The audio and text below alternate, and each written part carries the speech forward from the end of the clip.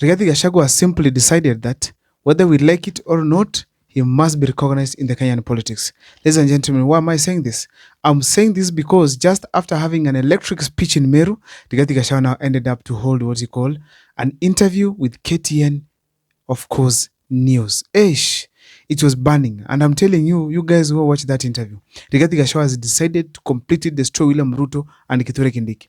Now, before I take you through on some of the things I was able to note from Rigathi Gachagua's revelation, please, if this is the first time you're watching our videos, kindly make sure that you subscribe, like, and comment, because that is the best support you can always give this channel.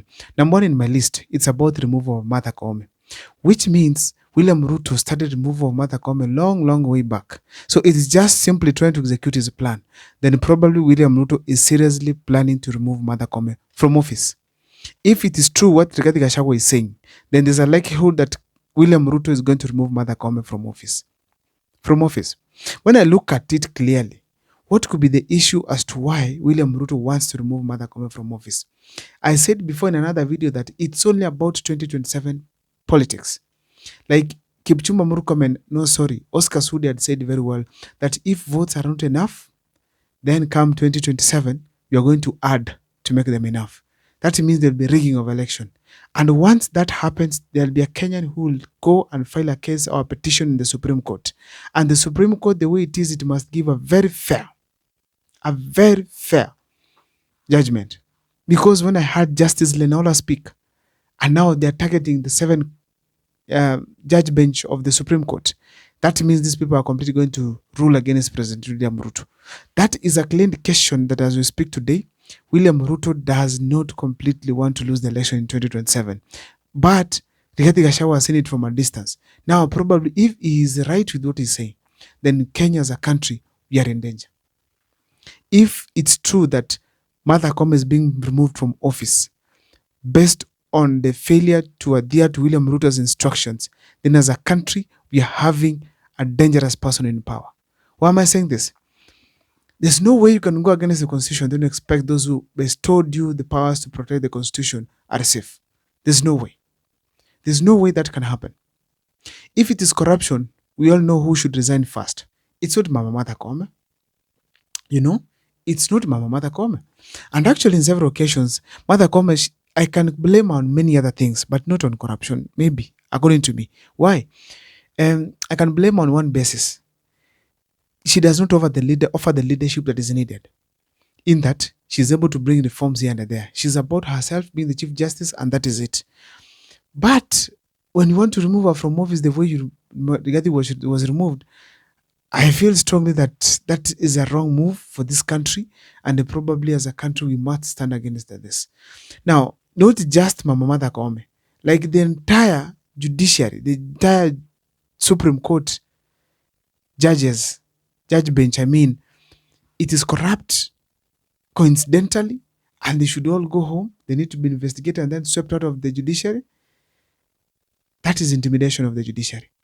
That is a message that William Ruto is passing to all other judges in the lower courts, that I'm able to come for you if I can go for the Supreme Court. If you don't, do what I want. That's very clear. But probably he might not succeed because the entire world is now watching. After Rigathi Gachagua has revealed it, and probably it's not going to be easy as that. So the fact remains that Martha Koome is in danger. In terms of her office, she's in danger. There's a possibility that she will go home. Why? The fact that Rigathi Gachagua, who was very loyal to President William Ruto, the campaigned Uhuru Kenyatta, campaigned for William Ruto, was arrested for William Ruto, his money was taken for William Ruto, but when the time came, William Ruto had his time to deal with Gachagua, he impeached him. If he managed to deal with Gachagua, then probably Mama Martha Koome, she's probably in danger. However, there are some other things that I learned from Rigathi Gachagua's actions. I've done a video before that I was talking about some of the things that we expect to happen in the mountain region. And one of the things I said, it is a resignation of some members, then go back to the elections, and then come back in a new outfit. One of the loyal viewers of my channel commented and told me that others can happen, but that one of resignation, no. Today, Rigathi Gachagua himself confirmed my idea that resignation is going to happen. and some of these people are going to resign, senators, members of parliament, then be re-elected and have numbers in the National Assembly. And that means very well there's a likelihood that William Ruto might have a threat within the National Assembly. So if Kalonzo Musyoka's men, the Jubilee Party, those ones from the mountain, and then some other parts of the country who oppose President William Ruto, then they bring an impeachment motion, is William Ruto going to survive? I don't know you guys what you think, but the fact remains as we speak here today, William Ruto is not going to have it easy if he still takes Rigathi Gachagua the way as Mio did, for granted, just as a joke. Now, another thing I want to say is this. I also realized that probably the IBC, it is a target by Rigathi Gachagua that they want it constituted as early as possible. I'm personally happy about that because if you have the IBC constituted from pressure from the public, from the leaders, probably you are going to have the Nyansiongo member of parliament, county member of parliament, and also, of course, a member of parliament from Nyamira going to be elected so that these people can be represented. There are so many other parts of this country also where we don't have leaders, and actually they deserve to be represented as well in their respective levels. So therefore, it's important we have all these things happen. However, there's something I want to say here. Martha Koome, whether she likes it or not, she's being investigated. And whether she likes it or not, Gachagua should survive. Gachagua should survive the impeachment. Or the case must be prolonged so that by the time impeachment occurs, Rigathi Gachagua is already vying for a seat. Because right now as we speak, there's no leader that is speaking in support of Martha Koome.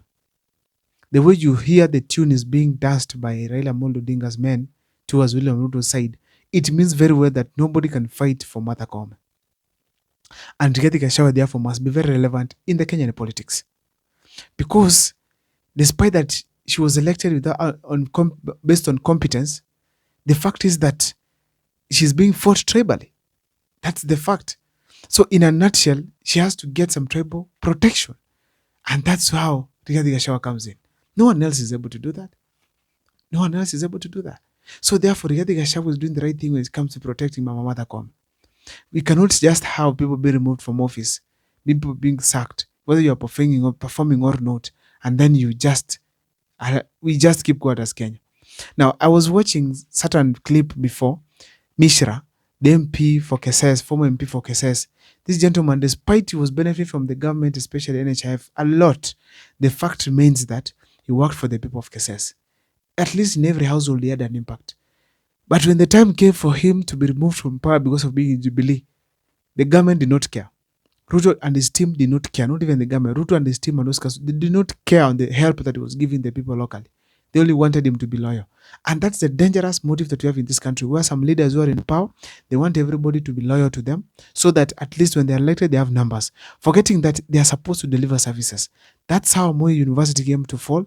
And that is how the people of Kesasa right now are crying. I don't know what's your take as far as what I'm thinking here. Please let me see in the comment section what you think as far as Rigathi Gachagua's revelations are concerned.